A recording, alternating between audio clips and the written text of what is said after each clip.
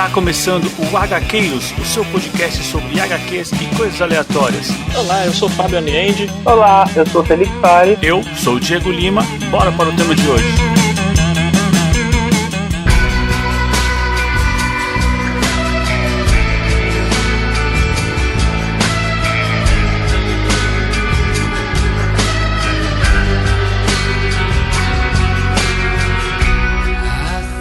Avante Arqueiros, eu sou Diego Lima e eu dei a ele o que muitos mortais são capazes de viver e morrer, hein? O que será que ele deu, hein? A gente vai saber na história, Com certeza. E aqui do meu lado tá ele, Felipe Fares. Olá, pessoal, e hoje não só vamos acompanhar aí o Morpheus, como também vamos acompanhar o Orfeu, né?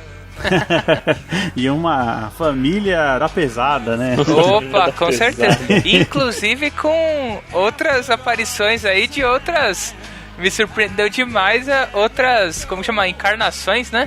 Nossa, nem fala. Da hora. E aqui do meu outro lado tá ele, Fábio Aniende. E aí, pessoal, tudo bem? Eu também estou planejando me declarar um rei algum dia. Opa! Cara, assim, Sandman, New Gamer já mostrou pra gente que você pode. E se você acreditar, tá tudo certo, faz parte. Você é um rei. Bom, e hoje voltamos, né? Mais uma vez, Sandman Volume 6.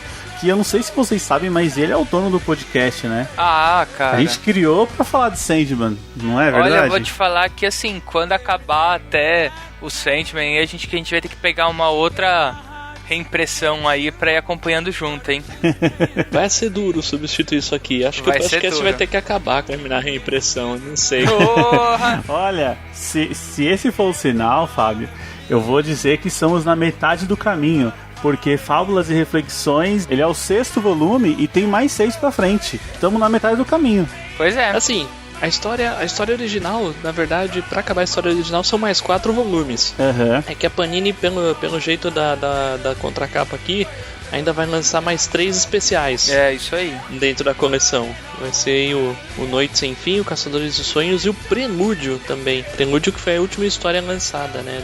Escrita pelo Neil Gaiman. Então tem um chão ainda, né? Tem um chãozinho, né? Mas olha, já estamos no 6º volume e temos 1 ano e pouco de podcast. Quem sabe, será que mais 1 ano e pouco acaba? Cara, acho que sim. Acho que o pessoal tá com uma força aí, velho. Cara, e os lançamentos estão um atrás do outro, né? Que vai que até antes, né? Vai saber. Eu acho que a gente incentivou aí os lançamentos da Panini. Ela não tava programando fazer tão rápido, mas com certeza. A audiência tá pedindo, né? É assim, o povo com certeza, clama, né? O povo clama, exato. Eles escutam aqui e querem o próximo episódio. Mas aí, hoje vamos falar de Fábulas e Reflexões, que me parece um apanhado de histórias do universo de Sandman, que a gente já viu isso meio semelhante no Terra dos Sonhos, né? Volume 3. Eu acho interessante, né? Porque assim, como uma série, né, sequencial como Sandman, né, ele consegue ter tantos one-shots bons e que a gente não sente como sendo um filler, né? Mas simplesmente como sendo uma nova história e, gente, uma incrível história, né? Histórias fechadinhas que valem muito a pena. Na minha opinião, é o melhor de Sandman, são essas historinhas fechadas, é onde mostra a força da série mesmo. E a gente pode ver, né, dando uma olhada, essas edições que compõem esse encadernado foram pegas soltas, assim, no meio da coleção, né, tipo, do 29 ao 31, do 38 ao não sei o que, a 50... Então assim, a gente vê que entre um arquinho e outro, Neil Gaiman foi povoando com isso. E assim, povoando com histórias curtas, mas algumas delas vão dando um gancho para histórias maiores no futuro, né?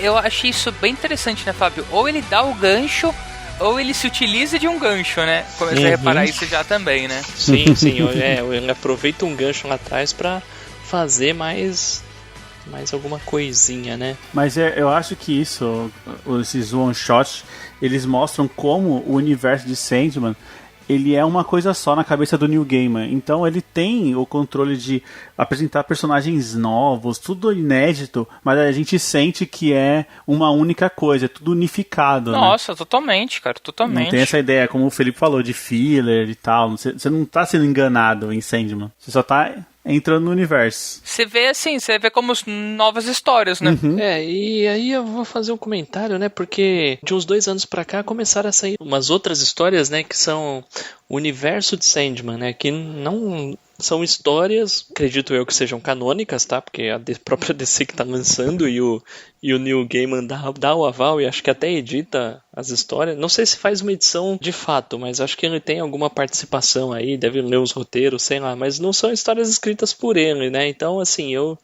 até admito que eu tô comprando, mas não li nenhum e... sei lá, tenho um certo medinho. Cara, eu acho também, eu acho que assim, é complicado a gente falar isso, mas uma obra que, cara, eu acho que é uma obra que às vezes, será que se mexer muito atrapalha, né? Sei lá, mas tem um spin-off que eu tô louco pra Panini lançar e eu torço muito pra lançarem esse spin-off quando acabar essa reedição do Sandman, que é o Lucifer do Mike Carey.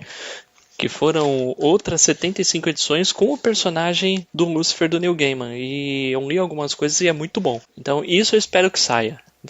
Vão ser mais 11 encadernados. Caramba, cara. Se vem do Sandman, desse mundo, né? A gente já sabe que vem coisa boa, né? Lógico que dá esse certo medo que o Fábio falou aí, porque não é o Neil Gaiman escrevendo, mas se tem um aval dele, a gente tem que dar um crédito e pelo menos... e conhecer, né, qual é o conteúdo. Desculpa, gente, eu me perdi aqui. Quando o Fábio falou 11 encadernados, tá? Eu já pensei como que eu vou colocar isso na minha estante já. Esse é um problema. Você dá um jeitinho, cara. Tá feio, velho, tá feio. Daqui a pouco você... Sua cama é box, não é? Opa! Então, cara, levanta aquilo e joga lá dentro, velho. Tem umas toalhas lá que a gente já pode arrancar, né? Pra que toalha? A gente só usa duas, né? Exato. É uma que tá lavando e a outra que tá usando, né? Muito bom. Mas aí, gente, e aí, vamos lá então entrar no reino do sonhar e conhecer essas fábulas e reflexões aí que o Neil Gaiman tem pra apresentar pra gente? Bora lá!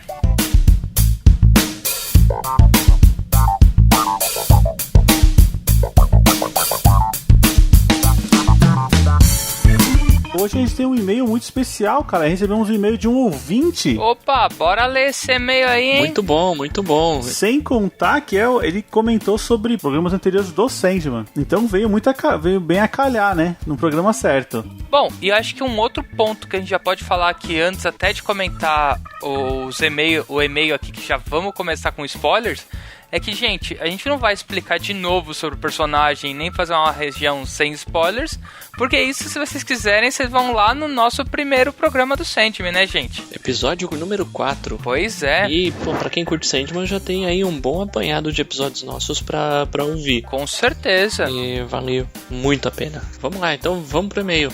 O e-mail que enviou foi o Maxwell Costa. Bom, vamos pra leitura. Olá, fui apresentado ao programa de vocês em um grupo no Facebook sobre Sandman. Já ouvi os programas relacionados à série e devo dizer que ficaram muito bons. Agora estou ouvindo outros episódios, desde o primeiro.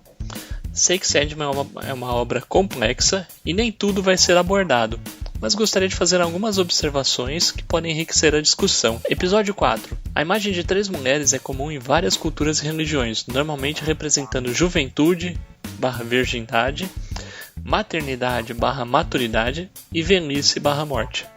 Assim como Morpheus tem muitos aspectos, dependendo da cultura e crenças, as 3 bruxas parecem fazer o mesmo, inclusive incorporando personalidades de diferentes trindades, sem necessidade de crenças de terceiros para assumir esses papéis.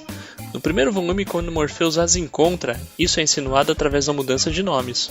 Elas são inspiradas em Cynthia, Mildred e Mordred, as anfitriãs da revista Witching Hour, revista de terror da DC, mas também se denominam como Cloto, Láquesis, Atropos, são as moiras, ou cinzentas que aparecem em Estação das Brumas, Tisífone, Megera e Alecto são as eríneas, ou fúrias ou bondosas, Morrigan, uma deusa 3 em 1, Melet, Mnenem e Aoide, em Calliope, são as musas originais. Caramba, vamos fazer alguns comentários sobre esse episódio 4? O que vocês acham? Depois eu continuo a leitura? Não, acho que é uma boa, Não, Maxwell, muito interessante seus pontos. Realmente, acho que essa tríplice, né, essa trinca é uma parte muito importante, muito interessante aí da mística, né? Posso dizer até tanto da mitologia do Sandman quanto da nossa própria mitologia, né, em si. Cara, e o Maxwell foi bem fundo aqui nos comentários. Foi mesmo, muito cheio bacana. de detalhes. Assim, eu já tinha ouvido falar em moiras ou até fúrias,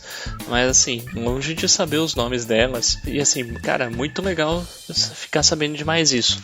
Beleza. Então, continuando o e-mail, episódio 30. Em Sonhos de Mil Gatos, Gaiman explora algo dito diversas vezes, de que os perpétuos não são deuses, já que estes nascem e morrem no sonhar.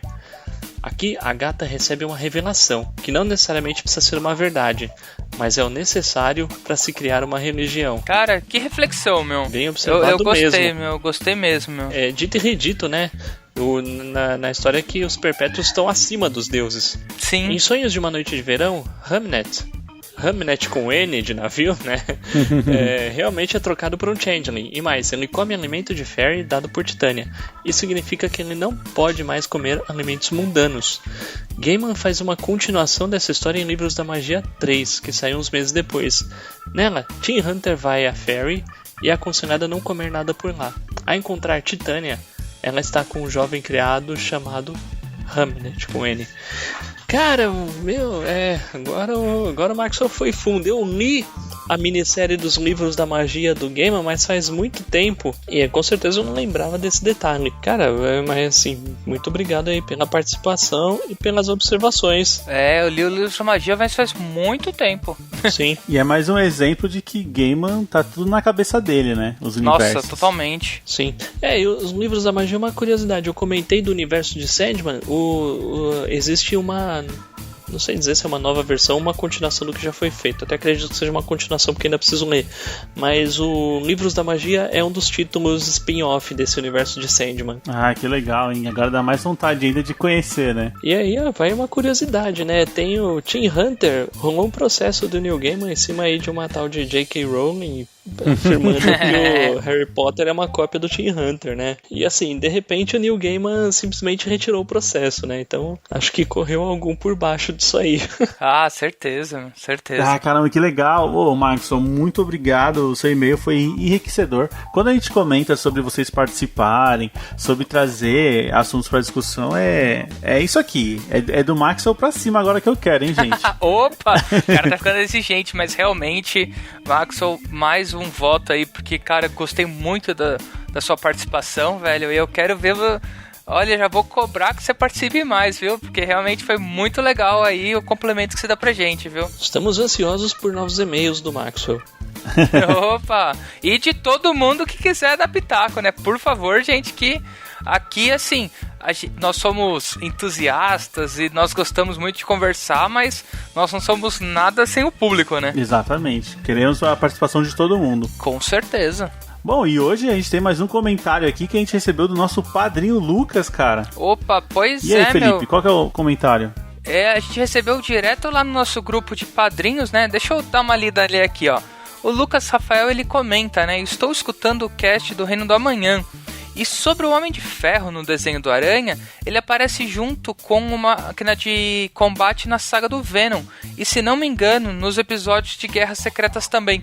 Ô Lucas, muito legal pela sua lembrança, viu? Realmente eu vou ser bem sincero que eu nem lembrava que mais uma saga excelente que foi transcrita pra aquela animação, né? Do Spider-Man aí, que é a Guerras Secretas, né? Cara, eu também não tinha lembrança nenhuma de que Guerras Secretas tinha aparecido no desenho do Aranha, cara. Meu Deus do céu. Cara, aquele desenho, meu, a gente precisava reassistir, porque tem tanta coisa bacana naquele desenho, meu. Muito mesmo. Cara, demais. Eu acho muito legal quando temos contribuições. E hoje a gente teve duas muito boas, né? E se você quer participar, né, junto com a gente aqui, como fez o Max ou o Lucas, é muito simples, é só você mandar um e-mail para contato@gaqueiros.com.br ou envie um áudio de até 1 minuto para o nosso WhatsApp, que é o 11 96244 9417. Já que a gente está falando aqui do Lucas, que é nosso padrinho e tudo mais, vamos agradecer aqui aos padrinhos que colaboram lá com a gente no nossa campanha de financiamento coletivo e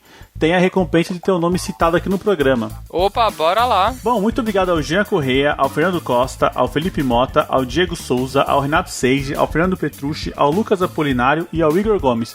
Pessoal, muito obrigado, vocês são pedra fundamental desse podcast, e ao nosso padrinho também, que não participa dessa recompensa, o nosso muito obrigado também, você é muito importante pra gente. Bom, e aí? Vamos chegar de falar aqui, vamos direto pro sonhar de fato agora? Bora lá, né? Bora lá! nesse encadernado a gente tem a primeiro preview e o primeiro special. Eles já não são na tiragem normal, né? Não entra nas numeradas, né? Assim, eles não entram nas numeradas, mas o special foi lançado enquanto tava saindo as histórias do Sandman. Esse preview também saiu em 93. Bom, e eu acho que assim, se a gente puder fazer um geral, não sei se vocês sentiram isso também, que eu acho bem bacana, cara, a quantidade de artistas que tem nessa edição, né? Ah, isso é verdade, hein? Porque eu acho, cara, isso é muito bacana, porque assim, logo de começo, até, eu não sei se eu gostaria de falar, né, quem estranhar um pouco o traço, dependendo de uma ou outra história, às vezes um ou outro traço que pode julgar estranho ou diferente, cara, parece que ele agrega a história, né? Não, e olha a curiosidade, eu tô dando uma olhada na lista aqui, tem 3 artistas que... Bom, na verdade, vários desses artistas foram lançados e relançados no Brasil, né? Mas tem 3 que a Pipoca e Nanquim lança trabalhos deles aqui, velho. Nossa, não, Fábio... Assim, cara, não só essa história, mas assim, o Craig Russell, pra mim, cara, quando eu vi o nome dele, eu falei, mano, eu já quero chegar na história dele, né, cara? Não, eu adoro demais. o traço do cara, meu. O cara é muito bom. Além do Craig Russell, tem a nossa queridinha também, né, a Jill Thompson. Opa, outra também. Que já participava do Sandman antes, né, já tinha participação em outros episódios.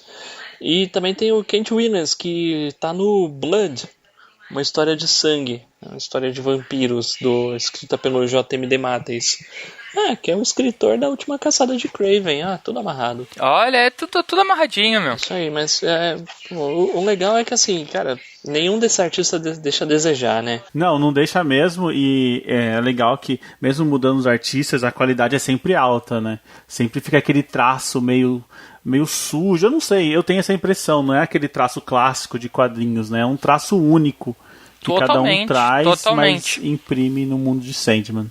Exato, é um traço bem autoral, né, Diego? Isso. Não é cópia de ninguém, não. Eu não sei, eu já falei isso em outros episódios, cara. Assim, imagina o John Byrne desenhando o Sandman, cara. Aquele clássico, aquele desenhista clássico de quadrinhos de super-heróis. Não ia casar bem, cara. Não mesmo, cara, não mesmo. É porque Sandman, ele tem aquele ar do mundo dos sonhos, das ideias. E você traz um cara clássico... são traços muito reais. É isso mesmo. Talvez a gente não ia acreditar muito na história. Tem que ser um traço viajado mesmo. Uns riscos fugindo, né? Aquele círculo que não é redondinho. Acho que é isso que é o detalhe. Não, totalmente. Mas e aí, o que a gente encontra em Fábulas e Reflexões? Vamos passar aqui um a um, passar um geralzão, a gente não vai ficar falando de detalhes da história, porque você tem que ler Sandman, se você chegou até aqui e não leu. Tem 5 programas pra te convencer a ler Sandman. E 6 encadernados pra ler também. Exato. Não só 5 programas, 6 encadernados. Olha, eu acho que é um negócio que a gente fala todo o programa, sabe? Que eu acho que assim, quadrinhos tem a parte do argumentista e tem a parte da arte. Muito visual. E por isso que a gente comenta.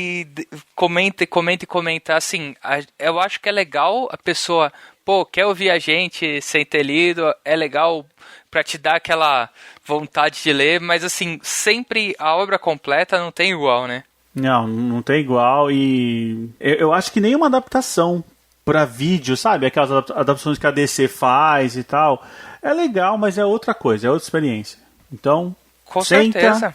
E pega um HQ pra ler, que a experiência foi feita pra ser consumida dessa forma. Mas pode ouvir o nosso episódio também. Pode ouvir, por favor. Por favor. E debate com a gente, porque Sandman, ele abre um leque de interpretações e de nuances, né, que cada um pega ali, que é sempre enriquecedor falar sobre.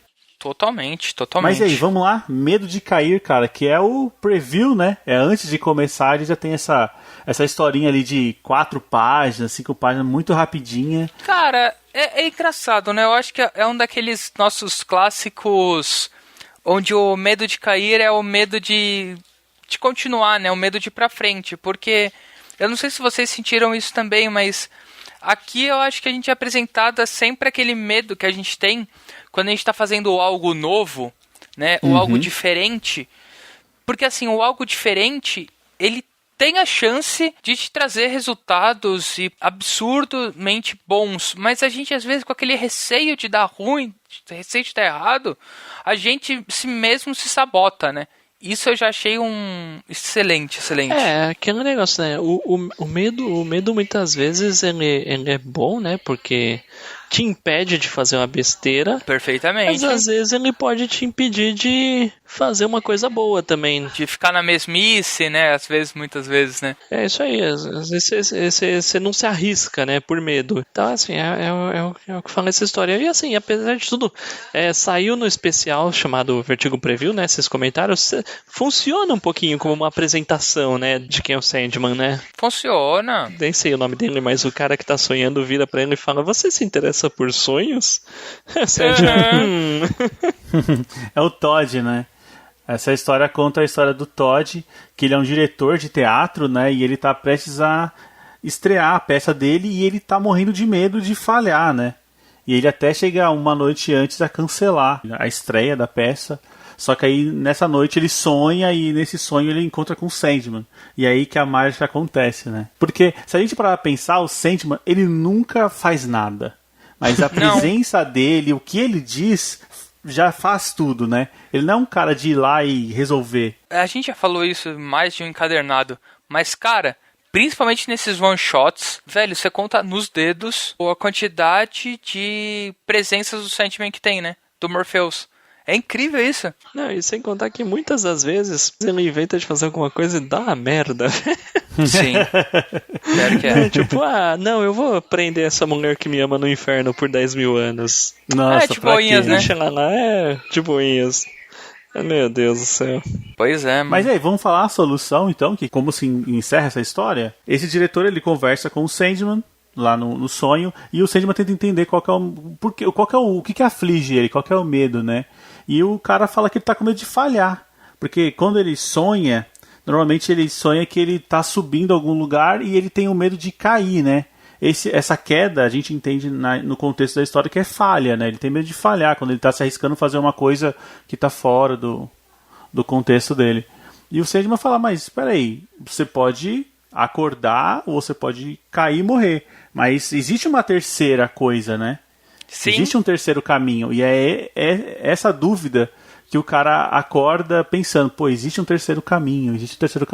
E aí ele chega decidido a fazer a peça porque ele encontrou um terceiro caminho, né? Não, e é interessante que eu acho que aí, né, Diego, eu acho que a gente pode ver, pelo menos novamente, eu vejo muito como você tem 3 hipóteses, né? Ele pensa, ok, no se manter vivo, que é você continuar onde você tá, o morrer, que é a decepção, é a falha, só que assim, ele não olha o voar, né? Que o voar no sonho dele, só que assim, é prosperar, né? É a peça dele dar certo, né?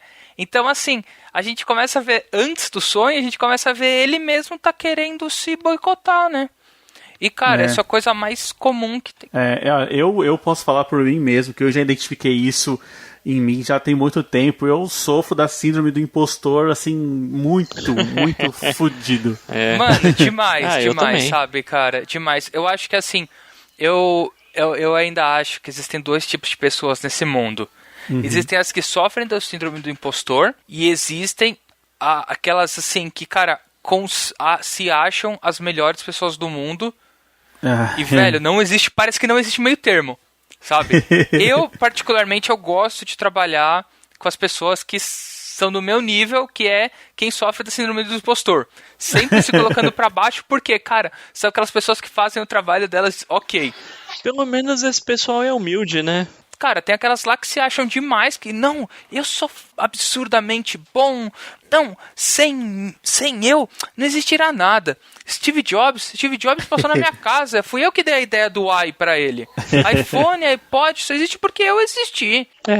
Mas o Sandman tá aí, ó, ele tá dando uma lição pra gente também. Pois é, cara. Tá certo, a síndrome do impostor, a gente se reconhece que a gente não se acha tão bom quanto muitas vezes as pessoas acham que a gente é.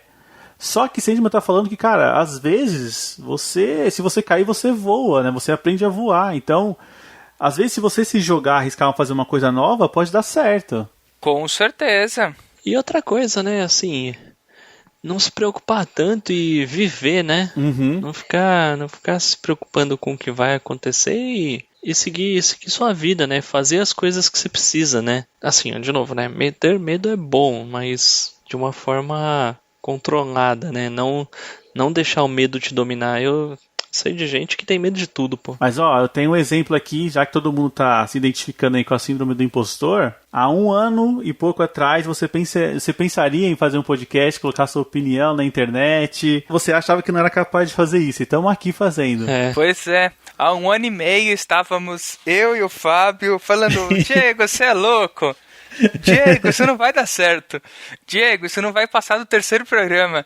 E cá estamos, né? Estamos aqui, chegando nos 70 quase, gente. Pois é, mano. Cara, e essa história já te dá uma lição, né? Assim, 4 páginas, o Neil Gaiman fala, você é capaz, se arrisca, faz as coisas, porque pode dar certo. E se der errado, qual é o problema de dar errado, sabe? É tão ruim dar errado, você aprende no processo. É complicado, eu já tô entregue já no preview, nem entramos na história. Não, eu também, ó. Você vê que, cara, quando a história é boa... Acho que simples 5 ou 6 páginas a gente já conversou pra caramba, gente. Exatamente. Mas aí, vamos lá? Vamos entrar na história agora, porque eu já vou entregar. Felipe, não quero saber. 3 setembros e 1 janeiro é a minha história favorita desse encadernado. Caraca, sério? Opa, eu não tenho o que falar. 3 setembros e 1 janeiro, já adorei o nome. Uma coisa fantástica.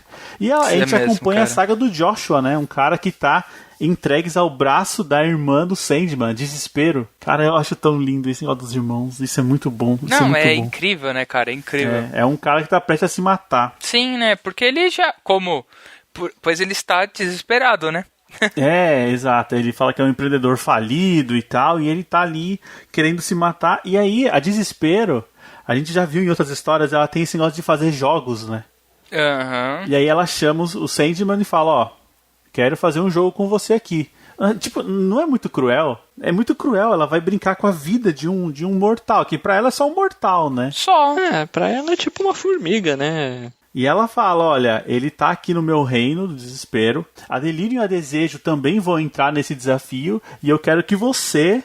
Sandman também entre nesse desafio aqui. Não, e o modo dela dizer é isso.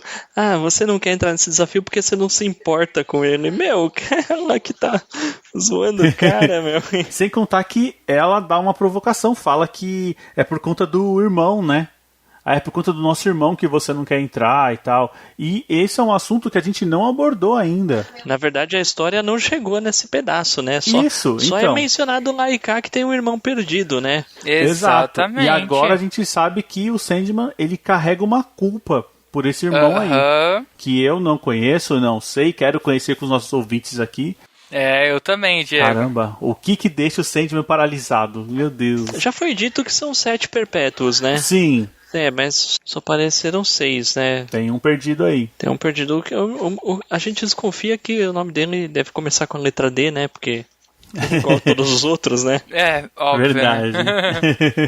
Mas vocês não perceberam? Esse irmão aparece nesse encadernado. Eita, então ele aparece, mas eu não sei o nome dele. Não, sim, esse ainda não. Ele aparece na história do Orfeu, não aparece? Do Orfeu, ele tá lá. Isso, então. Na hora que eu vi, eu falei, esse aqui é um desgranhento, essa história vai me contar, mas não contou. A gente vai chegar lá, Você que droga! Não pode acabar. Mas tudo bem. Não, mas enfim, o Sandman resolve ajudá-lo, né? O Sandman decide aceitar o desafio e faz o Joshua sonhar. E aí nesse sonho ele tenta entender quais são as motivações, o que move o Joshua. E ele fala, cara, você a partir de hoje vai ser um rei. Ele deu um reino pro cara. E o cara, ele se proclama primeiro imperador dos Estados Unidos. Norton I. Norton I. E aqui vai a... Mas aqui vai a revelação, né? Isso é baseado em uma história real. Norton I existiu. Caramba, sério? Caramba, que da hora. Bota na Wikipedia aí que aparece. Tem até onde ele tá enterrado e tal.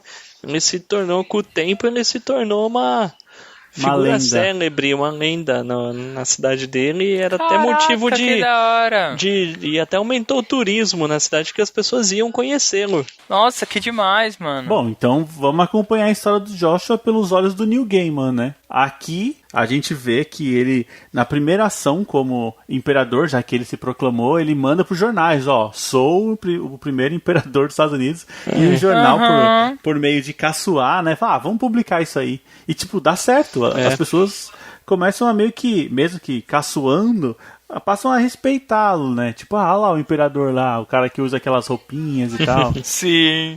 Meu, mas eu não sei, eu acho tão bonita a parte que ele tá conversando com o Sandman e a Desespero fala assim pro sonho, meu, sonhos não são nada. E o Sandman, cara, sem sonhos não tem desespero. Nossa, cara, isso daí foi muito bonito, E aí ele fala, então eu vou te dar um sonho. É isso que ele dá um sonho pro Norton. E assim, com um sonho ele passa a ter um motivo pra viver, né?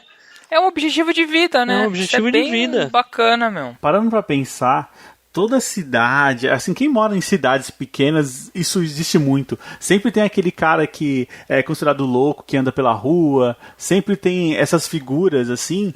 E, sim. cara, essas pessoas, elas realmente acreditam no que elas estão vivendo, né? E eu não sei, eu vi muita representação nisso aí. Totalmente.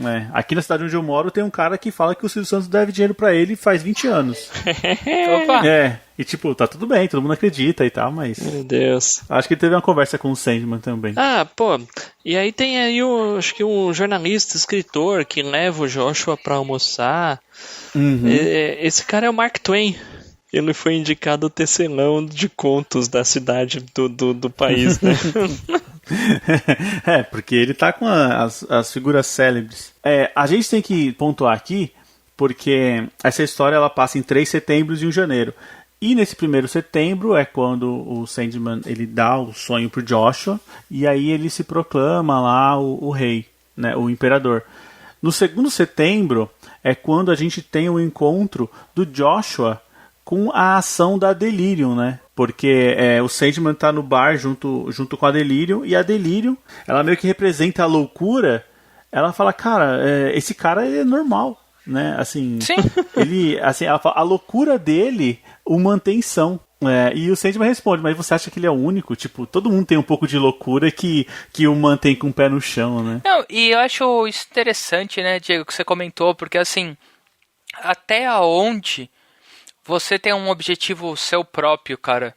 Você não precisa compartilhar com a sociedade, sabe, cara?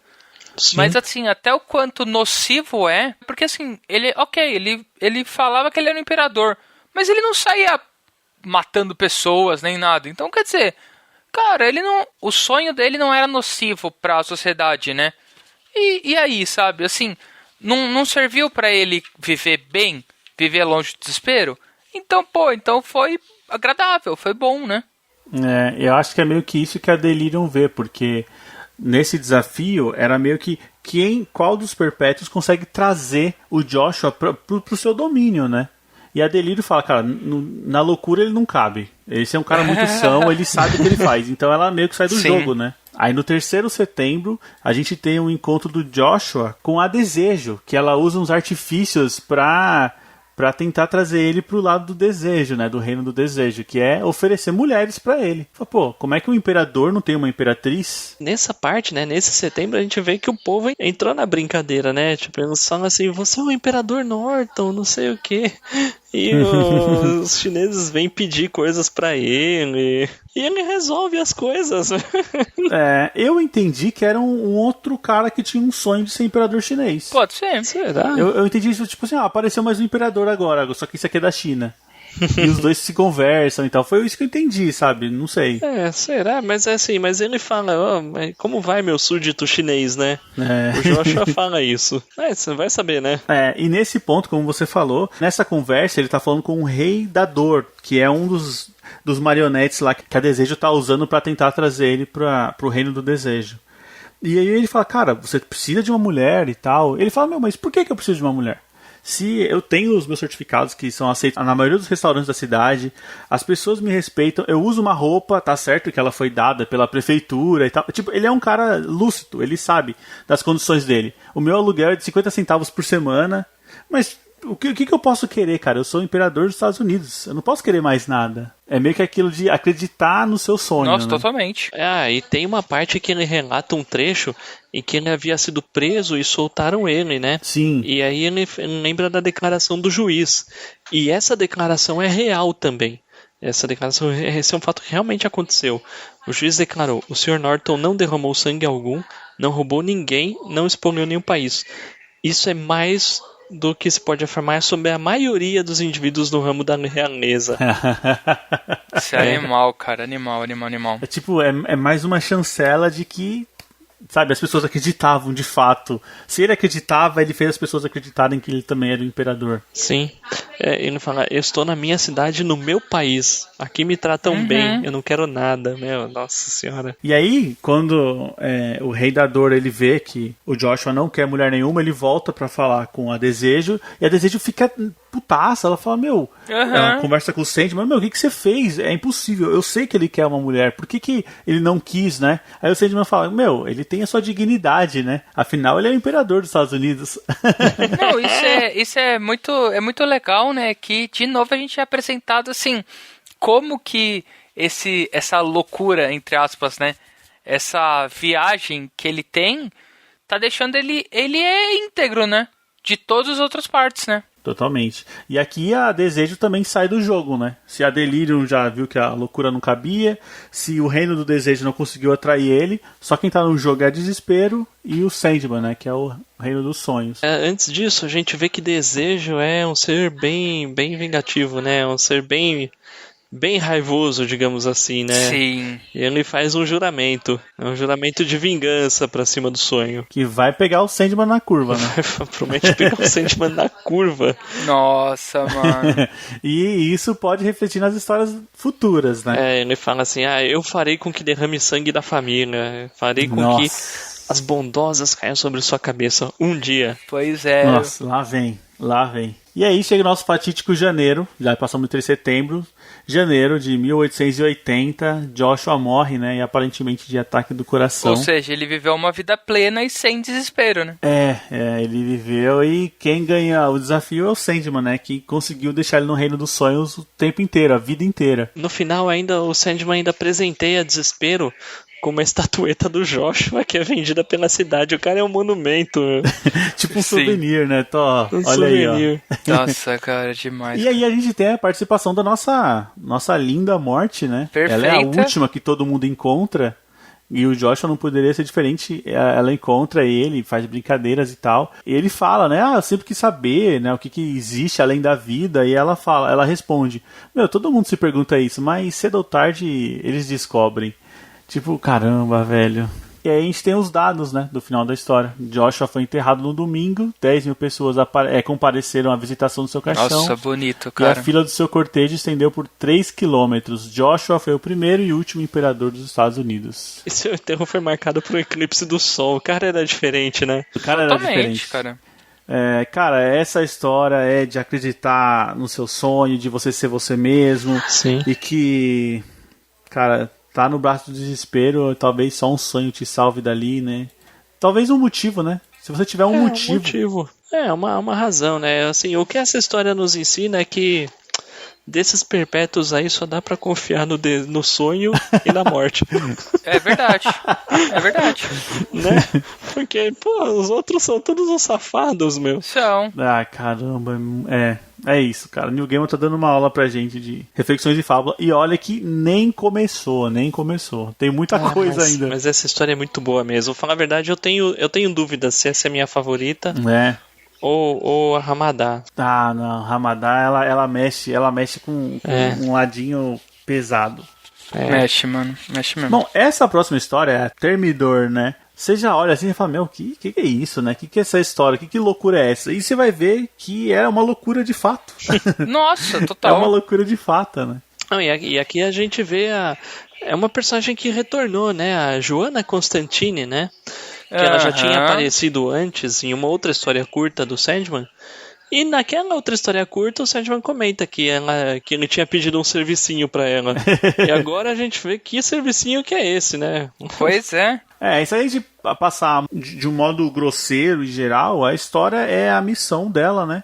Sandman pede pra ela resgatar a cabeça do Orfeu, Uma né? cabeça. Sim. É isso. Chega a dizer nessa história que é a cabeça do Orfeu?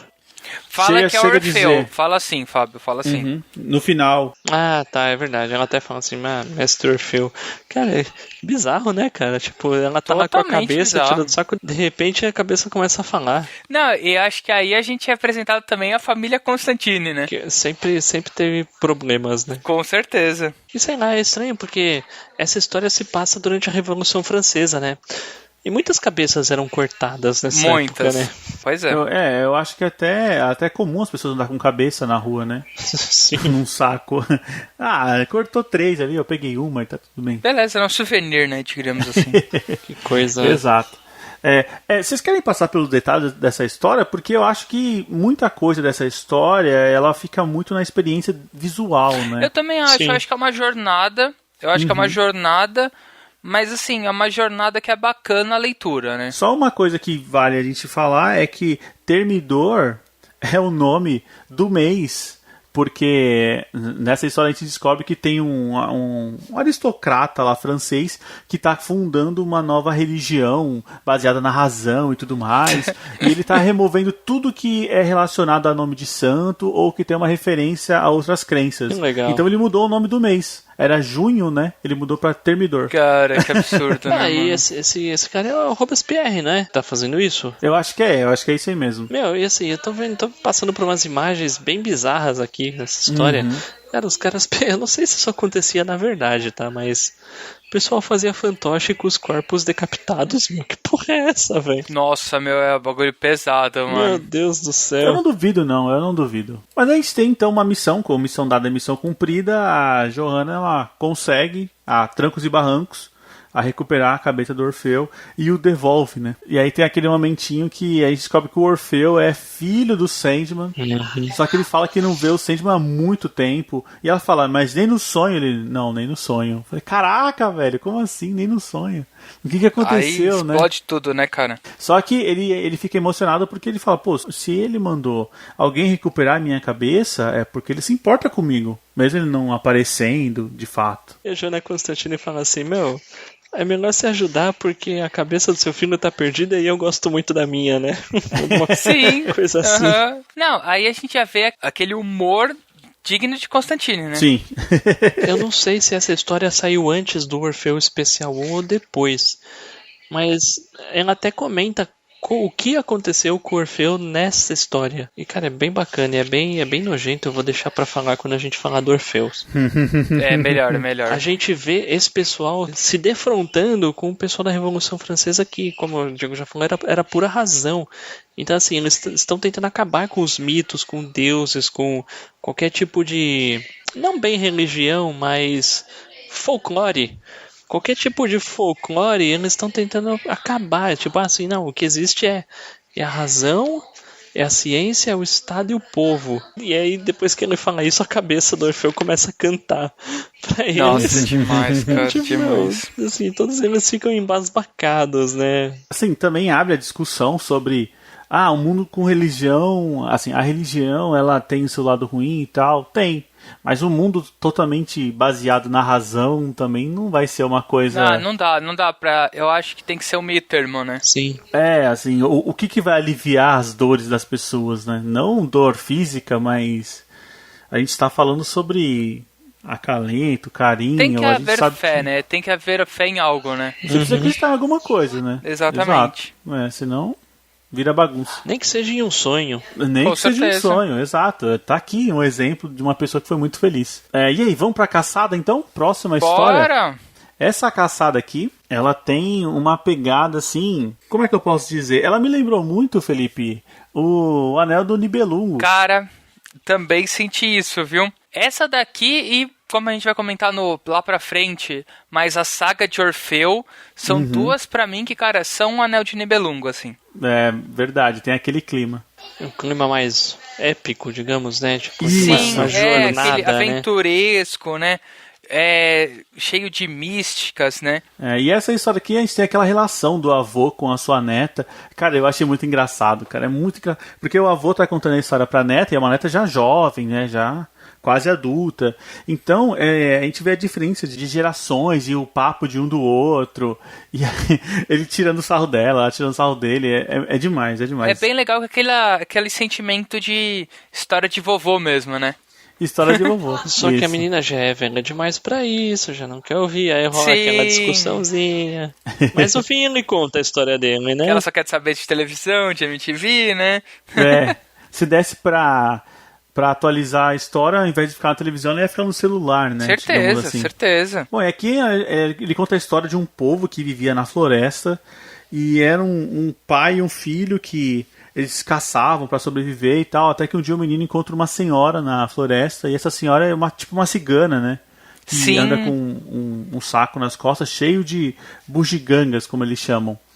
E que bugigangas que ela tem lá dentro, né? Ela tem um monte de coisa, tem até aquele coração. Esse coração ele já apareceu em outra história, não apareceu? O coração, assim, Koschei, acho que, se não me engano, faz parte de uma lenda russa.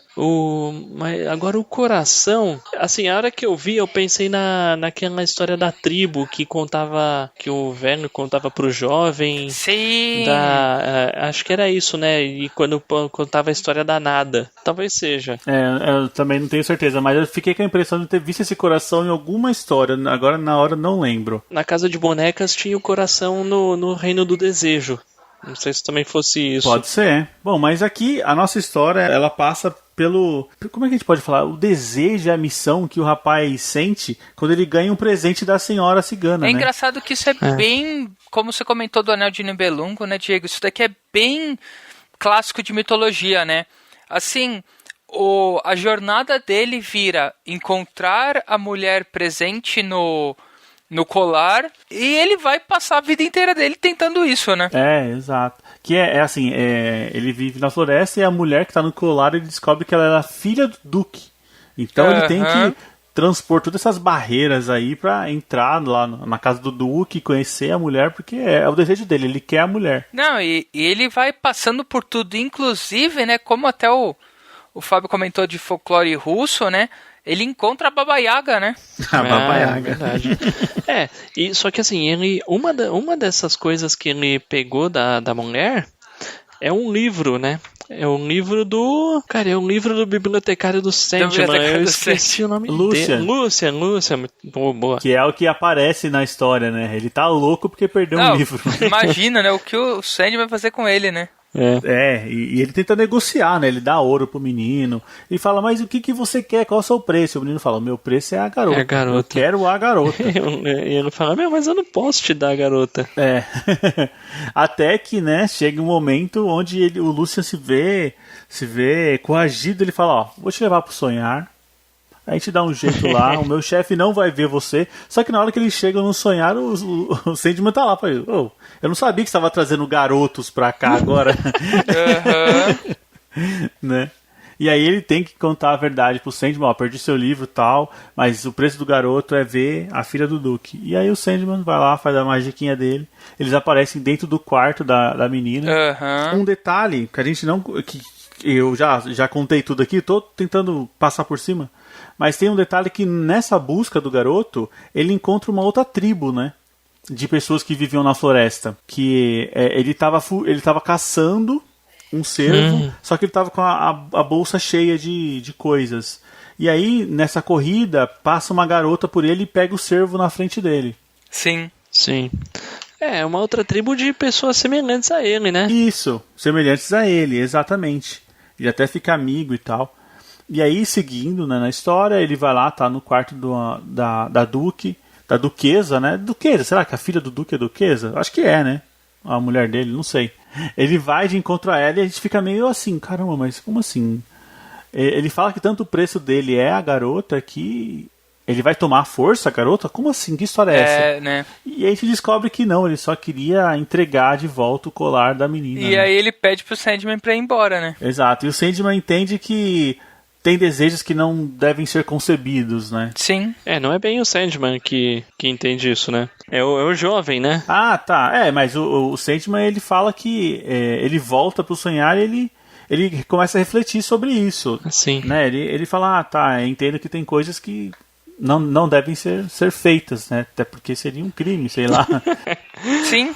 O que eu imaginei é que, assim, a jornada dele tinha sido tão incrível que, tipo, assim, acho que ele já meio que já não se interessava tanto pelo objetivo mais, né? Pois tipo, acho que a jornada tinha mudado ele um pouco. Acho que essa é a palavra. A jornada, ele cresceu, né, com a jornada. É isso aí. E aí mostra que ele despertou, ele despertou na floresta, né? E aí ele, né, dá a entender, né, que assim, ele já virou um antropomorfo, né? Virou um lobisomem, né? E aí ele reconhece uma outra loba e dá a entender que é aquela caçadora, né? A menina que conseguiu caçar na frente dele, A história vinha dando pistas, né, de que se tratava de um povo meio lobisomem, né, meio licântropo. Místico, né? Sim. E aí a gente é jogado lá com o avô e a garota, né? Que a garota fica meio revoltada, fala assim, peraí, você tá me contando por quê? Porque é por causa do meu namorado? O meu pai pediu pra você me contar essa história porque eu achei ela meio machista. Você tá me dizendo, então, que a gente só pode ficar com os nossos iguais, né? O menino da história terminou não com a duquesa, mas ele terminou com a menina que morava na floresta também. E ela ficou meio puta com isso e tal. E o vô também falou, mas é verdade, tudo que eu te contei é verdade e tal. E ele fala assim, é uma pena que você não conheceu sua avó, porque ela era uma mulher excepcional e nunca me deixou esquecer que ela havia me vencido na captura do cervo. Bacana. É muito da hora esse finalzinho. Tipo assim, a menina falou, mas peraí, você era o garoto da história? Como assim? Me conta mais, né? Aí o velho vai embora. É demais. Cara, tá muito bacana, mano. Muito bacana. Muito legal, muito legal. Cara, e seguindo aqui, olha, eu vou falar que eu já tava vendido, hein? Tá vendido, porque Fábulas e Reflexões é uma história melhor que a outra, e veio Augustus. É muita que pedrada, é uma história, mano. que eu falei, puta que me pariu, meu Gaiman, casa comigo. Cara, que história fenomenal. Cara, eu vou te falar que eu nunca pensei cara. essas coisas além do Sandman, não, cara. Sério? Eu penso toda vez que eu viro uma página, eu falo, meu Deus, meu Gaiman, não deixa eu te encontrar na minha frente. Cara, eu acho que ele é todo esquisitão, tipo, altão, magrelo. Sei lá, acho que ele é tipo Sandman. Britânico Way of Life, né? Pois é, né? Deve fumar pra caramba, sei lá. Mas ele já ensinou a gente que a parte física não importa, né, cara? Não importa. Com certeza uma conversa com ele é muito mais interessante que uma conversa com o Brad Pitt. Tenho certeza disso. Isso com certeza. Com certeza. Com certeza. Né? Mas aí, vamos lá, Augustus, o imperador de Roma, cara. Vamos lá. E aí, vamos passar por cima dessa história aqui? Caio Augusto não sei o que, velho. Os nomes gigantes, como sempre. Ele chama lá seu parceiro anão porque ele quer dar uma volta pela cidade dele, por Roma. Só que ele não pode, né? Ele é imperador. Então, eles se enchem de pústulas, eles se disfarçam, assim, faz parecer bem mendigo leproso mesmo. E aí eles vão passeando, vão vendo as coisas, vão andando eles pela cidade. Passam um dia no mercado, Passam um dia né? no mercado, Que seria, né, o centro da cidade, né? Cara, e essa história ela se desenvolve essencialmente por diálogos, né? Os dois numa escada conversando sobre visões de mundo, né? Sobre totalmente. O Lysius, que é um anão, ele fala que não acredita em Deus. Ele fala como o povo vê o imperador, né? O imperador Augustus. E o imperador Augustus, ele dá também os pontos de vista de um imperador. Eu achei muito sutil essa história. E também fala um pouco do relacionamento que ele tinha com o tio dele, que era o César. Era o César antes dele, né? Que era, se não me engano, era o Júlio César, né? Júlio César, isso mesmo. Só uma fala que eu acho que é meio que síntese, é que o Lysius, o anão, ele fala, eu não acredito em Deus. E o Augustus, olha, você sabe que quando eu morrer, eu vou virar um deus, porque é isso que os imperadores fazem, né? Então eu acredito em Deus, eu acredito. E aí o Lysius, ele fala assim, olha, você sabe que você tem uma boa aprovação do nosso povo e tudo mais, porque se não fosse você, teríamos o caos em Roma. Aí ele fala, justamente esse caos em Roma é o aval que me dá para eu fazer o que eu quiser.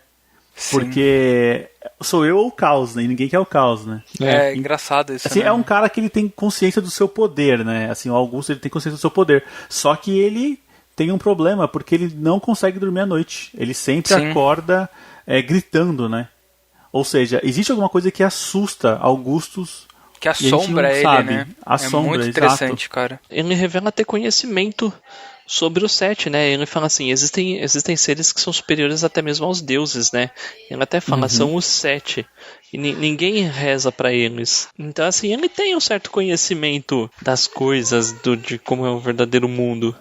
Até por isso que ele acredita em deuses, né? É isso aí. Bom, e aí, então, a gente tem toda essa conversa que vale muito a pena.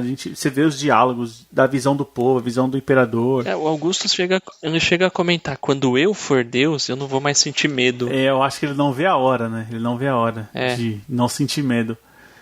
E aí a gente é jogado ao sonho, né? Que o Augusto teve, onde ele encontrou o Sandman. E aí a gente vai saber o motivo, o porquê que o imperador está passando um dia como mendigo num mercado na Roma antiga. O Sandman fala que, Augusto, eu sei que você tem seus planos, só que como você é um imperador de Roma, todos os deuses estão de olho em você. Então, a minha sugestão é que você se disfarce de mendigo e passa um dia no mercado, porque os deuses não vão prestar atenção aquele dia. Sabe? Você não vai ser mais o imperador, você não vai ser um imperador por um dia. Então, uma vez por ano você faz isso pra colocar a sua cabeça em ordem, pra você pensar nas coisas. E é o que o Augusto faz, né? Então a gente descobre que ele tá lá pra pensar. É basicamente isso, sem ser vigiado por deuses. E o próprio Sandman fala, todos os deuses começam em meus domínios. Eles caminham por seu mundo e quando estão velhos, eles voltam ao meu mundo pra morrer. Então, assim, é basicamente isso que provavelmente vai acontecer com ele. Nessa conversa com o Sandman, a gente vê que o Augustus, ele pergunta, mas quem é que mandou você aqui, né? Foi o deus César? Ele fica morrendo de medo pela cara dele, né? Foi César que te mandou? Ele fala que foi um outro deus lá que mandou interceder. Lendo a história, a gente vê que existe um problema com o Augustus. Existe um medo com Augustus, até que a gente é jogado na verdade, né? Descobrimos o que aconteceu com Augustus, porque ele fala que ele não é um filho direto de César, ele é um garoto adotado que herdou um império.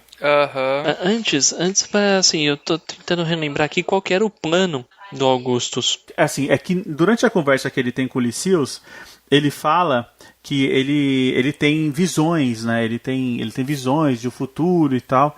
E ele fala que a Roma, elas vive necessariamente por expansões. Então, quanto mais expansões ela fizer, Roma viverá para sempre. Sim. Roma viverá para sempre. É constatação que ele fez, né, ao longo do tempo de imperador. O que acontece? A hora que o Augustus chega no palácio, de volta, é revelado, ele vai dormir, ele pede lá o narrador de histórias, e é revelado, né?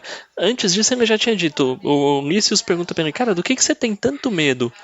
E ele tem medo do Júlio César, porque aos olhos dele, o Júlio César tinha morrido e virado um deus.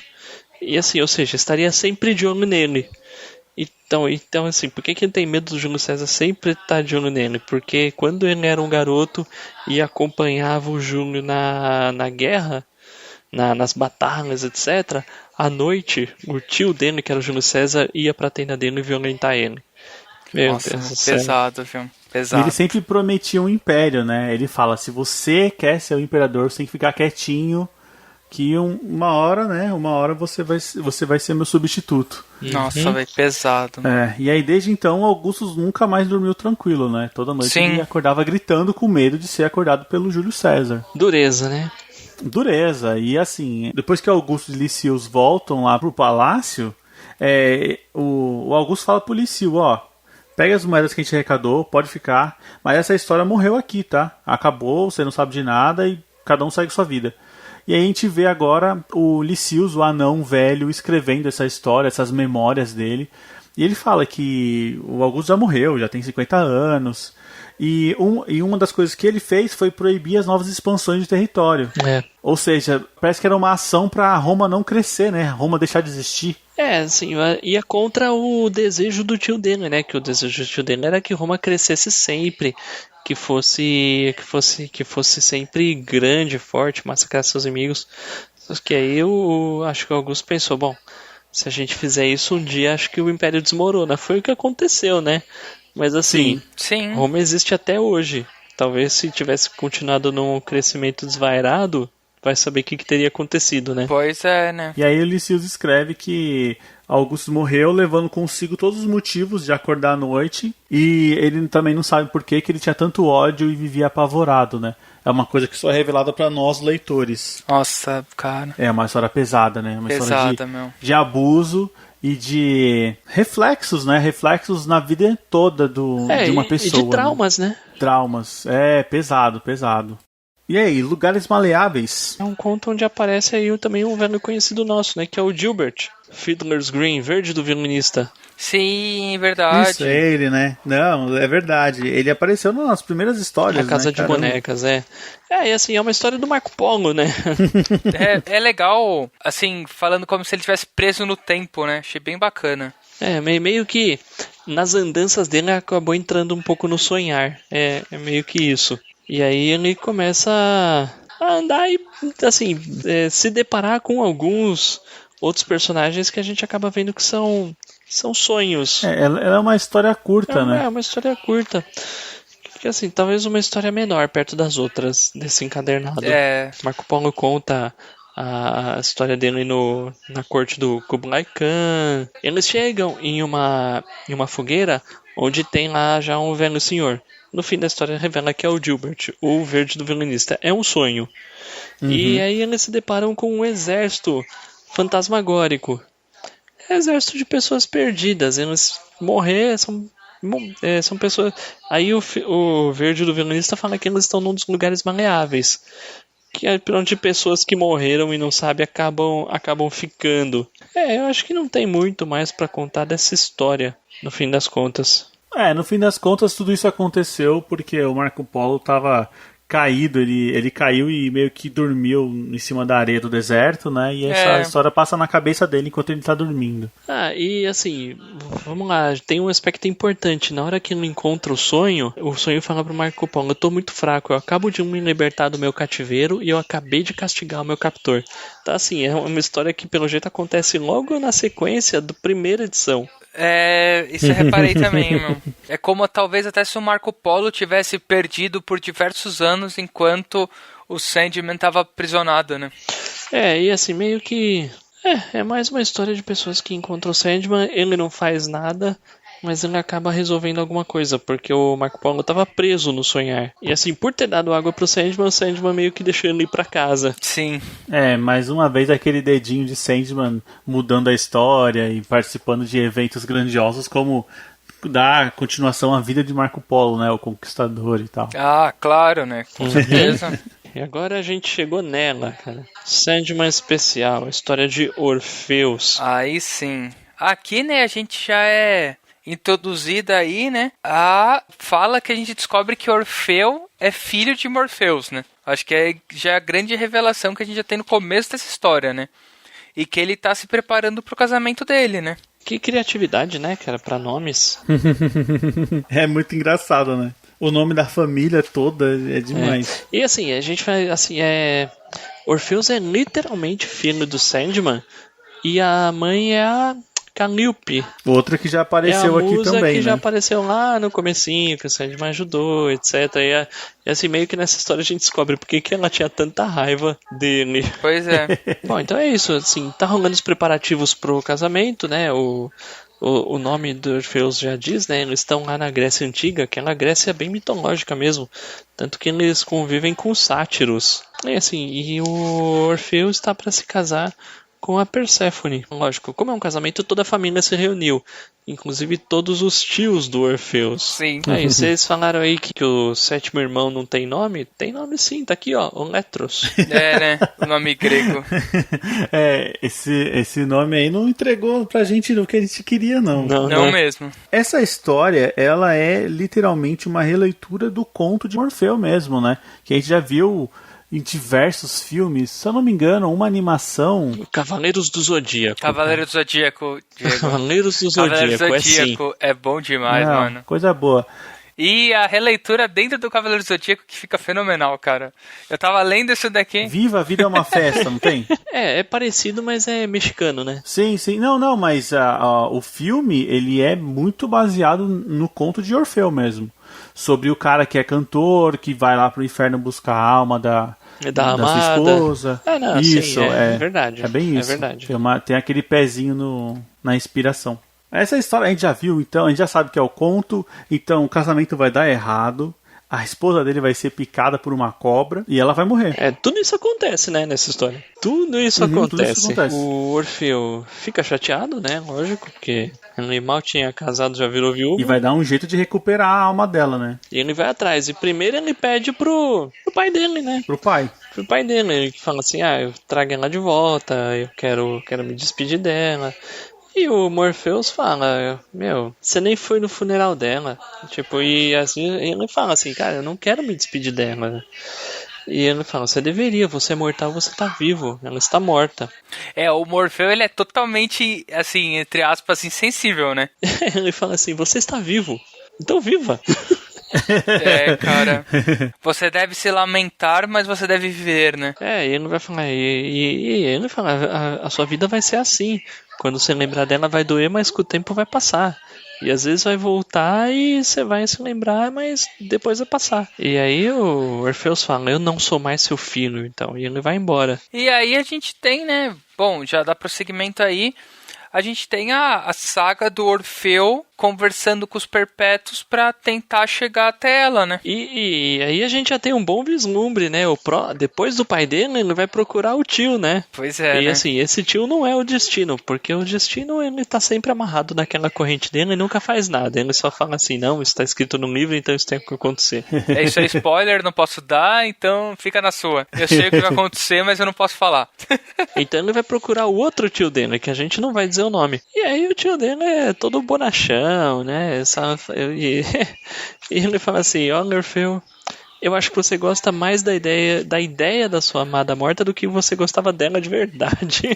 Cara, o cara jogou a real, né? Nossa. Então, você tá se dedicando muito mais pra trazer ela à vida do que manter o casamento. Mano. E aí, bom, esse tio dele fala o que fazer.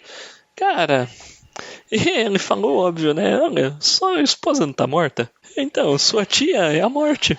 Por que você não fala com ela? Muito bom. Eu adoro as cenas que a morte aparece. Não, cara, cara, demais. e a morte, assim, ela, assim, não sei pra vocês, mas pra mim, nitidamente ela disputa com o Morpheus como top 2 perpétuo, sabe, cara? Sim. Porque, cara, ela é extremamente carismática, cara, e sempre que ela aparece é fenomenal mesmo. Ela tem uns insights, né, e tal. O irmão deles, o tio, né, leva ele pra Casa da Morte, ele fala, mas isso não parece a Casa da Morte, tá estranho. Ela fala, então você prefere que eu mude? É muito legal, cara. Tá aqui, aí vira um puta de um negócio sombrio pra caramba. E ela, gótico, e ela usa aquele vestidão assim, tá bom, você prefere isso aqui?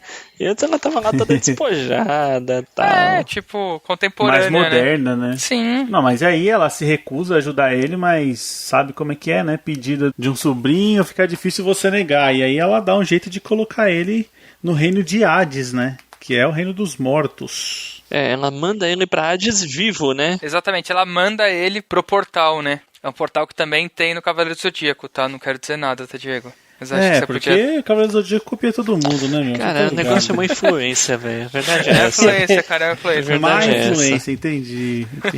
Mas aqui, nessa história, a gente tem aquela frase que ela é uma constante nessa história, que é que há condições, há regras, sempre há regras. Sim, sempre há e regras, o Orfeus cara. lá falando, não me importo. É verdade, eu não quero saber o preço, eu quero ela. E aí a morte revela pra ela o caminho pra chegar nas terras do Hades enquanto ele tá vivo, né? Porque o jeito mais fácil de chegar lá é morrendo. Mas despertar o 8º sentido também ajuda, cara. Não queria dizer não. Opa, eu também acho, hein? Também Os caras acho, estão cheios de nostalgia hoje. Bom, mas e aí então, Orfeu chega lá na presença de Hades e ele conta a história dele. Fala, meu, você tá com a minha mina aí, quero levar ela embora. E aí, o que a gente precisa fazer? Qual que é o negócio? E o Hades, ele faz aquela jogadinha que dá margem pra você interpretar que é uma sacanagem, né? Ele fala, ó, faz assim, pega o rumo da sua casa, vai por aqui, só vai. Ela tá atrás de você. A regra é você não olhar pra trás. Só vai embora. E ele aceita, né, cara? Que... Sim. Tipo, acredita, ela vai te seguir, né? Você fala, meu, mas como assim, né? Vai me seguir, eu não posso nem ver ela. Não pode ver. Só anda e ela tá atrás de você. E o Orfeu aceita e vai, né? Ele vai embora, vai caminhando. E por horas. Por horas, léguas e léguas. E ele, não tô ouvindo barulho de ninguém atrás. Cara, o que tá acontecendo? Alguém tá me zoando. Ai, meu. O Hades só tá caçoando de mim, só me mandou embora. Até que ele sai do reino de Hades, né? Mais ou menos. Antes de sair do reino, ele anda pra trás. Cara, ele não aguenta. Eu tinha entendido que ele tinha saído, mas ela não. Não. É porque ele vira pra trás a luz, mas ainda não saiu, né? Ah, tá. Ele vira pra trás e aí que ela desaparece, né? Ele vira pra trás e ela tava realmente indo atrás dele. Só que ele quebrou a regra, né? Pois é. E ela não saiu do reino de Hades. Caralho. Mas a história tem continuação, né? Tem mais, gente. A gente vê que o Orfeu, depois disso, né, virou um hipster. Opa, com certeza, né? Tocando sua música por aí. Sujo por aí, só os animais chegam perto dele, são os amigos dele, e aí ele tá tendo uma conversa, né, com a mãe dele. E aí ele descobre, né, que a própria Calliope, por causa disso, ficou muito brava com ele, né, por não ter ajudado. Com ele e Morpheus, né? Com ele e Morpheus, E aí ela se afastou dele, se separou. E assim, eles estão lá. E aí o Orfeus fala, ela pergunta, você não vai falar com ele? E ele fala, eu não desejo falar nem com ele, nem com você. Nossa, pesado, né? Pesado. E aí também a mãe dele fala, você tem que superar esse negócio. Você tem que voltar a viver sua vida. Aquela história, mas ele tá naquela, tipo, não, meu amor da minha vida morreu, etc, tal, E aí a gente tem uma cena que é visceral, né? As bacantes chegam, as irmãs do frenesi. As bacantes. Caraca, depois eu vou te falar. Mulheres peladas malucas. Cheias de vinho. A mãe ainda fala pra ele, elas estão vindo, sai daqui. Ela, não me importo, vou ficar aqui. E ele é literalmente devorado pelas mulheres. Sim, cara, né? Nossa, é nojento. É nojento demais. É nojento. Só restando a cabeça. Sim. Que é o artefato que a gente já viu na outra história que precisou ser resgatada, né? Pois é. E aí a gente tem um epílogo de novo, né? Com o Morpheus, né? A cabeça dele é jogada e sai deslizando por um rio e ele vai gritando Eurídice, é o nome da esposa dele. Cara, eu falei Eurídice antes ou eu falei Perséfone? Acho que falou Perséfone, Fábio. Caraca, então me corrijo agora. A esposa dele é Eurídice. Acho que Perséfone é a esposa de Hades, né? Que aparece na parte. Verdade. Não casem com Perséfone, casem com Eurídice. E a gente tem um encontro, então, do Sandman com o filho. Que, assim, Sandman mostra toda a sua frieza, né? Não, totalmente. E ele ainda jogou na cara do filho, né? Fala, mas pai, você não disse que não era mais meu filho? Sim. Tipo assim, você não lembra mais da nossa discussão? Sai daqui. Ele fala assim, a vida era sua. Você fez dela o que você quis. Eu só vim pra te dizer adeus. Nossa, cara. Mas ele ainda fala, nos sonhos eu vi que certos sacerdotes existem nessa ilha. Eles vão te encontrar e vão cuidar de você. Nós não nos veremos novamente. Cara, e aí a gente tem aquele momento de o narrador entra e ele fala que Orfeu assistiu a partida com os olhos marejados até perdê-lo de vista. Seu pai jamais sequer insinuou em olhar pra trás. Eita! Pois é, né, meu? Pois é, ele que tinha que ter ido buscar a Eurídice. Porque ele não ia olhar pra trás, ele não verdade. Ia olhar pra trás, né? Ele não... É que assim, né? Se fosse o Morpheus, não ia dar nem graça, né? O Morpheus ia chegar e ia falar, quer continuar aí com o seu submundo? Véi, me vê ela em boas condições, senão, cara, eu acabo com o seu submundo de novo. O Morpheus vira pro Hades, o Morpheus ia virar pro Hades e falar assim, você não quer entrar numa disputa de rima comigo, quer? É verdade. Você não quer entrar... Pesado. Cara, muito boa. Essa história é dividida em 4 partes, mais o epílogo, então ela é a maior, né, de todas. Não à toa, né? Ela saiu num especial, não numa das histórias de linha, né? Mas é muito boa mesmo, cara. E estamos chegando ao final aqui das nossas histórias, a gente tem... Parlamento das Gralhas. Que é uma história também que ela se assemelha muito com a do Marco Polo, que ela se passa em um instante, né? Pois é. Sim. E é um Em um instante sonho, bem né? curioso, né? É. Que a gente tem aí atrás de volta a Hipólita. Acho que é Hipólita Hall, também da Casa de Bonecas. E seu filho Daniel, cujo nome foi dado pelo próprio Morpheus. Ela tá se virando, né, como mãe solteira para criar um menino, e o menino a gente vê que já apronta das suas, né? Já sabe sair no berço e entrar no mundo dos sonhos. Encontrar dinossauros. Essa parte eu vou falar que eu acho que tem assim uma certa homenagem ao Pequeno Nemo na Terra dos Sonhos, do Winsor McCay, que é uma tirinha de quadrinhos antigaça, lá sei lá, 1910 ou 1920. Nossa. E o mote era esse mesmo, era um menininho que acordava, saía do berço, de repente ele estava num sonho. E no final mostrava ele acordando. Toda a tirinha era assim. Bacana mesmo. Bom, e é legal, né, também, não sei se vocês sentiram isso, que assim, agora esse menino, né, ele vai caminhando até a mansão do sonho, né? Então aí a gente é novamente apresentado a Abel e Caim, né? A toda a trupe, né? E dessa vez a mãe dele está aí também, a Eva, né? Sim, a Eva. Uhum. E eles vão tomar chá.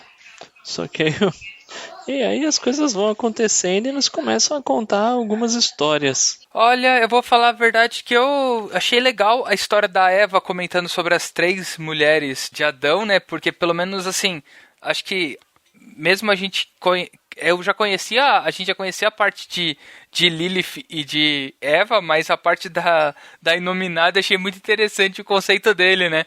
Que Deus foi criar uma mulher na frente de Adão e Adão ficou enojado, né? Cara, eu achei muito, assim, como que o cara pega uma referência dessa, né, cara? Tipo, não, sai fora. Tipo, não, eu te vi sem eu vi você sem pele, velho. Sai daqui, mano. Mas bacana, e as histórias vão sendo contadas assim, até que chega a hora do Abel. E a gente vê o traço da Jill Thompson dos Pequenos Perpétuos. Nossa, com certeza. E aí a gente acaba sabendo o que aconteceu com eles depois que o Caim matou ele pela primeira vez. Tipo, sim. A morte primeiro chegou nele, só que aí o sonho chegou também. O sonho fala assim: por que você não vem brincar no meu jardim? E aí assim foi construída para ele uma mansão dentro do sonhar, que é a mansão dos segredos, a casa dos segredos. Só que aí o Abel falou: eu me sinto muito sozinho. Então é bem fofo essa parte, né? E aí o sonho falou: demais. Você quer um amigo então? E aí então volte pra casa, lá vai ter uma surpresa. E aí tinha lá a outra mansão, que era a mansão dos mistérios. E aí o irmão dele, que era o Caim, tava morando lá também. Então, assim, meio que... Abel é um cara muito carente, né? Relacionamento tóxico, né? Pra caramba, né, cara? Ainda demais. É, né? Pois é, ainda é. E meio que assim, cada um conta a sua própria história. E esse é o tal do Parlamento das Gralhas. É uma história mais simples e contida dentro de si mesma, né? Eu acho legal porque, assim, novamente, né, esses one-shots eu acho que é um lugar de experimentações, né? Não sei se vocês sentem isso. Não, completamente. A gente vê muita experimentação, então, tipo assim, tem algumas mais pesadas, tem algumas mais leves, tem algumas que vão ter, um baita de um pensamento filosófico de fundo, tem outras que vão ser só histórias. Falando de histórias, a próxima, cara, eu vou te falar, mano, compete com a primeira pra mim. Com a primeira não, né? Com a segunda. 3 de setembro de janeiro. 3 de setembro de janeiro. Puta, porque o nome da história é Ramadã e é uma história das 1001 noites, né? A gente tem lá... Sim, cara. A gente tem lá a Arábia. E eu vou te falar que graficamente essa é a mais bonita. Ela é bem diferente, ela né? Abusa nas cores, ela vai pro universo mesmo árabe, né? Então cada página, Não, e é interessante mostrar novamente aqueles desejos, né? Porque assim, o rei que tem tudo, né? E mesmo assim ele quer mais, né? Sim, tudo mesmo, né? Assim, ele era rodeado de filósofos, alquimistas, matemáticos, vários intelectuais, o pessoal de várias religiões. Só que assim, ele sonhava em ser mais e que sua cidade fosse mais também, né? O nosso Harun al-Rashid, ele tinha tudo isso, mas ele tinha uma alma perturbada, né? Sim. Alguma coisa o incomodava ainda. É isso aí. E é curioso, porque o Fábio falou da cidade dele, e ele via, né, Bagdá como a cidade modelo. As pessoas vinham e falavam da cidade, queriam fazer Bagdá nos seus países e tal. E ele era dono de tudo isso. Mas o que pode perturbar uma alma dessa, né? Dá a entender que assim, ele queria a imortalização, como o Fábio comentou, né? Imortalização não só dele, né? Mas a imortalização da cidade, né? Não, e assim, a gente vê que a história ela usa de várias páginas para mostrar a cidade e ver tudo que ela tem, né? Todas as maravilhas. Assim, o nome da história essa história acontece no Ramadã, que é onde eles fazem o jejum. É um dia inteiro, né? Em jejum. E aí quando a gente é apresentado sobre essa perturbação do nosso Harun al-Rashid, a gente vê que ele começa a andar pelo palácio dele, e isso é muito engraçado, porque ele começa a descer as escadas. E ele vai descendo, então ele passa por prisioneiros, ele passa por tesouros, e ele vai descendo, assim, como se fosse uma coisa sem fim, né? Sim, eu achei muito curioso, ele vai passando de porta em porta, mas parece que o que ele quer não tá nada ali, né? É um objetivo muito mais profundo. Assim, ele vai passando por demônios, ele vai ouvindo vozes, passa por tesouros, labirintos, e ele abre várias portas com uma chave de ouro. Isso eu achei um detalhe legal. A mesma chave abre todas as portas. Sim. Parece que é o poder, né? O poder que ele tem, não existe porta. Ele já tem a chave mestre que vai abrir tudo. Com certeza, é interessante isso. Ele tá jejuando, né? Então, possivelmente tudo não passa de uma grande viagem, né? E até que ele encontra a bola, né? Uma esfera. Uma esfera de vidro. Sim. Aí começa a história. Não, ele, assim, eu vou te falar, a revista já passou da metade, aí que as coisas acontecem. E ele fala, eu sou o califa de Bagdá, de um rei para outro eu te convoco, o rei dos sonhos. Ele fala assim, eu ordeno que se apresente a mim, de uma forma que não seja desagradável aos meus olhos. Meu Deus. E a gente descobre o que é essa esfera, porque ele vê que o Rei do Sonho não aparece, ele ameaça. Ele fala, essa esfera aqui, ela guarda os demônios, né? Tipo, são seres que, se a esfera partir, ele vai aterrorizar a cidade, vai aterrorizar o mundo. E aí, com a aparição do Morpheus falando, né? Você realmente acha que você vai me ameaçar? Cara! É demais, mano, é demais. Sei lá, ele dá aquela enquadrada, né? Você exigiu a minha presença? Como assim? De fato. E aí parece que o Al-Rashid, ele exigiu a presença do Sandman, mas parece que ele não sabe muito bem o que quer, porque quando ele fica de frente com o Sandman, ele não tem ação. Ele fala, e agora, né? Como assim? O Sandman fala assim, você me convocou como um serviçal. Eu não aprecio convocações. Nossa, é demais, velho. No meio do enquadro ele ainda fala, eu não sou um gênio que você pode chamar e expulsar. Não é sensato ficar me convocando. E aí os dois vão dar um rolê de tapete voador, né? Afinal, eles estão na 1001 Noites. Eu tinha que ter, né? E aí o Sandman, como se não conhecesse, né? Foi conhecer Bagdá junto com esse imperador aqui. E no fim ele responde, né? Ele fala o que ele quer, que é o sonho dele. Olha, Bagdá é a joia do mundo. Ela é a cidade abençoada por Alá, desde de manhã até o poente à noite. E essa é a era perfeita. Só que tudo passa. Então ele fala, eu sei o que vai acontecer na hora que o tempo passar. Tudo isso vai chegar ao fim e as areias vão cobrir tudo. E aí ele oferta pro Morfeu. Eu estou te dando a minha cidade. Leve-a para os sonhos. E aí o Sandman pergunta, e em troca? E em troca, eu não quero morrer jamais. Nem eu, nem a minha cidade. Ser imortal não é uma coisa legal. A gente já aprendeu isso. Pois é, né?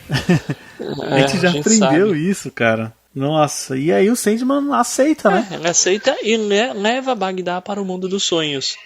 Só que, e aí quando Bagdá é levada para o mundo dos sonhos, a gente vê, né, que a Bagdá do mundo real É bem diferente disso, né? Exatamente. Já é um negócio acabado, empoeirado. Uma cidade em ruínas, né? Uma cidade em ruínas. Mas assim, ele teve o seu desejo concedido. Bagdá é a cidade dos sonhos, né? A cidade das 1001 noites. Nos sonhos, Nos né? sonhos. Isso é bem legal, sim. né? Muito legal. E aí, no fim ainda tem mais ainda, né? Hoje em dia, o que restou lá no Oriente Médio? Um lugar destruído, todo arrasado por bombas. Nossa, triste, né? Mas, legal. Uma boa história, né? Uma história bem legal. E chegamos ao fim, hein? Dessa maratona de Sandman. Essa história, eu não sei porque que ela foi escolhida pra fechar, porque a gente fecha com aquele sentimento de um pouco devastado, né? Porque a gente tem uma história sobre possibilidade, sobre crescimento, sobre... até perco as palavras de explicar como o Bagdá era tão maravilhoso e por conta desse ato egoísta, né? Desse ato de pensar só em você abriu mão de uma maravilha que tinha na Terra pra viver pra sempre, né? Tipo... aí eu vejo que a ideia do califa não era tanto ele viver pra sempre, mas ele queria que a cidade durasse. Tanto é que ele não tá lá na cidade, ele aparece do lado de fora e ele tá ferrado depois disso, né? Mas a cidade permanece até hoje, nas fábulas, né? Mas ele não pensou nas pessoas, né? Então... não. O Sandman levou prédios, levou... Isso... Sabe, sei lá, eu não achei muito inteligente o Califa fazer isso, não. Mas é que eu acho que nisso, sobre a inteligência, né? Eu acho que assim, ele já se via cego pela grandeza, né? Sim. É que por mais que você tenha, sempre vai ter alguma coisa que você vai querer. Então ele tinha tudo, ele tinha que desejar alguma coisa. E o desejo dele foi imortalizar a cidade, mas a um preço de que ferrou a vida de todo mundo. Não, é verdade. Mas vou te falar, mano, Fábulas e Reflexões termina... Deixa a gente refletindo, né? Totalmente. Pra caramba, cara. Pra caramba. Abre e termina muito bem, né? Histórias maravilhosas. New Gaiman muito feliz. Olha, é um baita do compilado, né? E mesmo as histórias mais fracas ainda são excelentes. E, mais uma vez, eu pergunto, vale como um encadernado de introdução pra quem nunca leu Sandman? Cara... Vale sim. Vale. Assim como Terra dos Sonhos, que são histórias isoladas, mas dá pra pegar novos leitores por aqui, né? Dá pra pegar. Cara, assim, eu vou te falar que Sandman é um negócio que cresce a cada releitura. Mas, no fim, pra quem tiver interesse, sinceramente, acho que dá pra pegar qualquer um e mandar ver. Lógico, o primeiro, talvez esses de compilações de one-shots sejam mais fáceis do que os outros. Mas, cara, sei lá, se a oportunidade de pintar você nunca leu nada, não desperdice, cara. Com certeza. Isso aí. Sandman é imperdível e vamos continuar nossa maratona aqui, porque... Nosso podcast é pra ler Sandman. Já tá claro isso. Já tá claro isso. Sim. Bom, pessoal, então acho que é isso aí. Hoje foi uma maratona mesmo, essa Fábulas e Reflexões. Por enquanto foi o maior encadernado. Mas mesmo que tivesse uma história, a gente conseguiria ficar 2 horas falando dessa uma história. Porque com certeza. É muito detalhe, né? Muita coisa boa. Bom, se você também é leitor de Sandman, quer debater com a gente, quer acrescentar aqui ao nosso debate, quer corrigir, estamos aqui abertos, queremos a sua participação.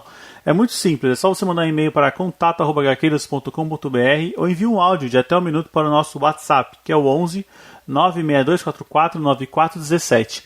E conheça a nossa campanha de financiamento coletivo, estamos no PicPay e no Catarse e temos recompensas. A partir de R$5 você consegue ajudar a gente, você já tem acesso ao grupo secreto no WhatsApp e também já tem acesso aos episódios secretos. Pessoal, estamos chegando já passamos de 30 episódios secretos, né, gente? Já passamos sim, estamos em 33 ou 34, sei lá, cara, é muito episódio, cara. É muito episódio, ou seja, terça-feira tem um episódio aqui no feed que você está ouvindo, mas durante a semana a gente solta um outro episódio só para os padrinhos lá no grupo.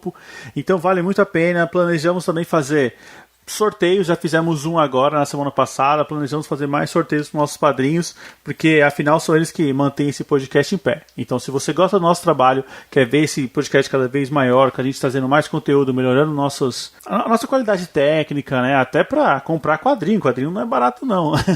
Ajudar a gente aqui a manter esse podcast é muito fácil. Bom, pessoal, acho que é isso aí. Conto com vocês na próxima semana. Com certeza. Com certeza. Beleza, valeu. Falou. Falou.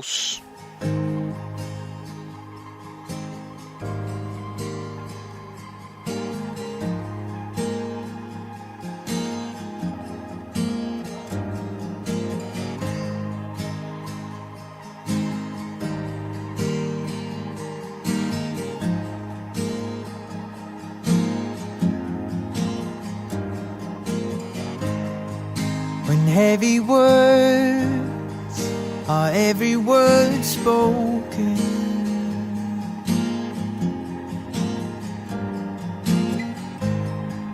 and every time that we touch, another wound opens.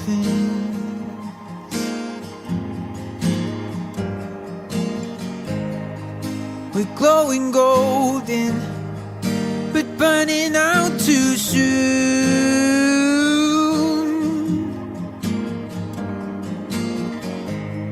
We've been getting lost from the start, a drop in the ocean. How can a love leave you lonely with nothing else? Never learned how to fly when I fall. Asking ourselves, is it worth holding on anymore? Then the morning comes.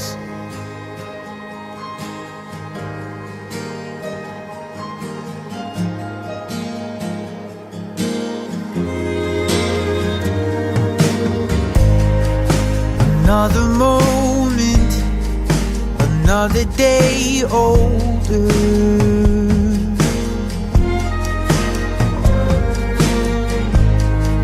And every time that we fight, we say that it's over.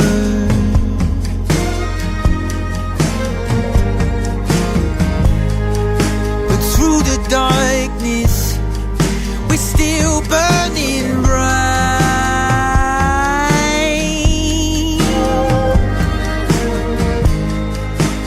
When I'm lost in your arms, we start to smolder.